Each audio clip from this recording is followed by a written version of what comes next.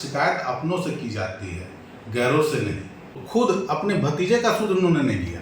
कहाँ के निवासी हैं, कैसे निवासी हैं, क्या सोच है, कुछ समझ में ही नहीं आया। ये बात बोलकर वो शंकराचार्य का अपमान कर रहे हैं। कम से कम हमारा अपमान करना है कीजिए, कम से कम हमारे समाज पर, हमारे धर्म का अपमान मत कीजिए। बिहार सरकार के मंत्री अशोक चौधरी द्वारा जहानाबाद के भूमिहारों को लेकर दिए गए विवादित बयान पर अब जहानाबाद के घोसी विधानसभा क्षेत्र के पूर्व विधायक राहुल कुमार का जवाब आया है। राहुल जी, आप लोग लगातार कह रहे हैं कि जहानाबाद के लोग कुर्ता पजामा फाड़ देते अगर चुनाव में आते तो। अशोक चौधरी तो पूछ रहे हैं कि मेरा कहाँ कोई कुर्ता पजामा फाड़ दिया। देखिए, जहानाबाद के सभी जातियों का एक संस्कार है। हम बाहरी व्यक्ति को अपना अतिथि मानते हैं। बाहरी के साथ हम कोई सिका गलवा नहीं करते हैं, अपनों के साथ करते हैं। जो शिकायत होगी अपनों के साथ करते हैं। तो हम अगर आते तो अपने शिकायत में लोग ये काम करते, और वो उनके साथ लोग क्या कर सकते थे? वो थे क्या कि उनके साथ कोई शिकायत करता? वो तो झोला लेके आए थे। उनको लग रहा था कि यहाँ के लोगों को हम पैसा, नोट, रोड बांट देंगे, ठेका 20 गुद्दे देंगे, तो आपसे शिकायत लोग नहीं ना करेगा। इसीलिए आपका कुर्ता नहीं फटा। शिकायत आपसे करता, शिकायत अपनों से की जाती है, गैरों से नहीं। अशोक चौधरी जो है आप लोग पर हमलावर हो रहे थे और बता रहे थे कि हम जहानाबाद के हैं, लेकिन कुछ लोग का कहना है कि उनका तो घर जहानाबाद में है ही नहीं। नहीं, देखिए, जहानाबाद लोकसभा में उनका घर है, अब अत्रि विधानसभा में पड़ता है। वहाँ के वो मूल निवासी थे। अब आज के डेट में हमको नहीं लगता है कि 1 कट्ठा जमीन बचा हुआ होगा बेचने के लिए, तो हम नहीं जानते हैं, कुछ विवाद के चलते। अन्यथा उन्होंने इंच इंच जमीन अपने यहाँ बेच दी है। लेकिन जहाँ तक जहानाबाद के निवासी होने के वो दावा करते हैं, तो खुद अपने भतीजे का सुध उन्होंने नहीं लिया।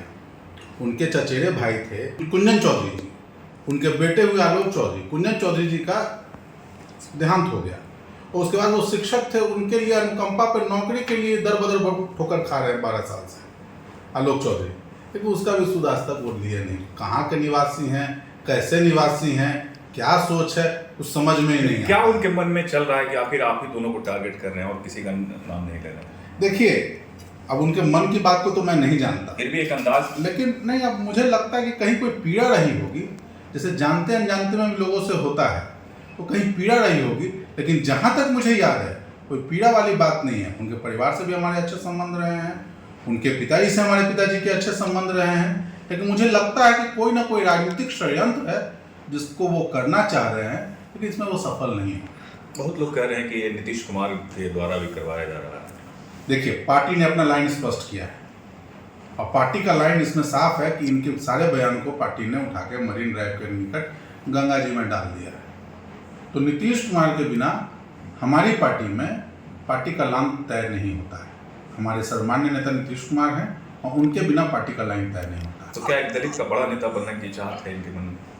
अभी मैंने कहा कि अब चाहत तो मैं नहीं मान सकता है, किसी भी इनकी चाहत के बारे में तो मैं बात नहीं कर सकता।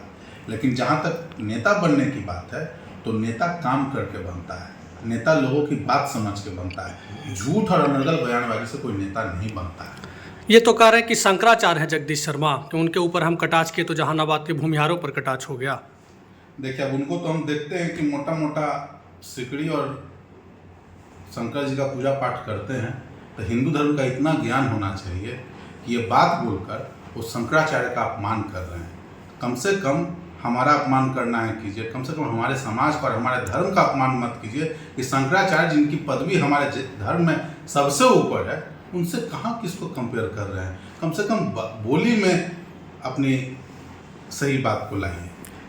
अब आप बोलने के क्रम में इतना बोल दे रहे हैं कि कहाँ किसको क्या बोलना समझ ही नहीं है। भाई, आप मंत्री हैं, माननीय मंत्री हैं, आपने शपथ लिया है, कम से कम अपने शपथ का ध्यान रखिए। जहानाबाद के अशोक चौधरी प्रभारी मंत्री हैं और यहाँ के नरसंहारों की चर्चा जो है खुले मंच से वो कर रहे थे। आप इसको किस रूप में लेते हैं?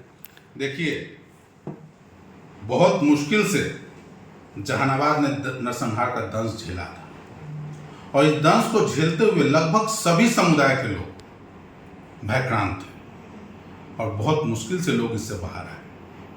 और जिस समय नरसंहार का दंश चल रहा था, तो अशोक चौधरी जी थे कहाँ? कम से कम उनको उस पीरियड में अपने आप को देख लेना चाहिए, वो थे कहाँ वो जहानाबाद के लोग के साथ खड़े थे। और जहाँ तक नरसंहार के दौर की बात है, तो जाके ये भी पता कर लें जहाँ कहीं और नहीं पता हो तो अपने गांव में पता कर लें कि उस पूरे दौर में एकमात्र घोसी विधानसभा था जहाँ सुख और शांति थी। तो इन चीज़ों को पढ़ेंगे, जानेंगे, सिर्फ बोलने से नहीं ना हो जाएगा। जो घोसी हमेशा शांति के प्रतीक रहा है और जहानाबाद में बहुत मुश्किल से जो आपसी समरसता बनी है उसको तोड़ने की कोशिश ना करें। अच्छा, आप कह रहे थे जिस तरीके की जानकारी है कि अशोक चौधरी जो अपने भाई हैं, भतीजा हैं, उन्हें अनुकंपा पर जो है नौकरी नहीं दिला पा रहे हैं। तो कोई नेता बनने का सबसे पहला तो यही प्राथमिकता है कि जनता का काम होना। ऐसे में क्या जानकारी है आपके पास अब तक मिली है? नहीं, देखिए, कल कुड़वा चूंकि हमारा पुराने क्षेत्र का पार्ट रहा है घोसी विधानसभा में, वहाँ से लोगों ने बताया कि जब कम से कम ये हो रहा है तो उनका अनुकंपा वाला एप्लीकेशन उनको कहिए कि तेजी से बढ़ाए। तो हम तो कहें कि हमको तो बातें नहीं हो रहा है, तो हम कहते तो आप ही के माध्यम से कहते हैं कि माननीय चौधरी जी, आप हम लोग सबके नेता हैं, हमको जो बोलना है बोल लीजिए, लेकिन कम से कम अपने भतीजा को, जो बेचारे का 10-12 साल से लटका हुआ है मामला, गया में लटका हुआ है, खुजवा के अनुकंपा पर नौकरी करवा दीजिए। कम से कम इतना तो कीजिए, जहानाबाद कर दिए हैं तो उसका तो कम से कम ऋण चुकाइए। ये 2 सवाल अभी आपसे करेंगे। पहला सवाल कि कितना बड़ा नुकसान होगा इस बयान से एनडीए को, और दूसरा सवाल कि उन्होंने कहा कि अब इन लोगों को जदयू से कोई भी लाभ नहीं होने देंगे।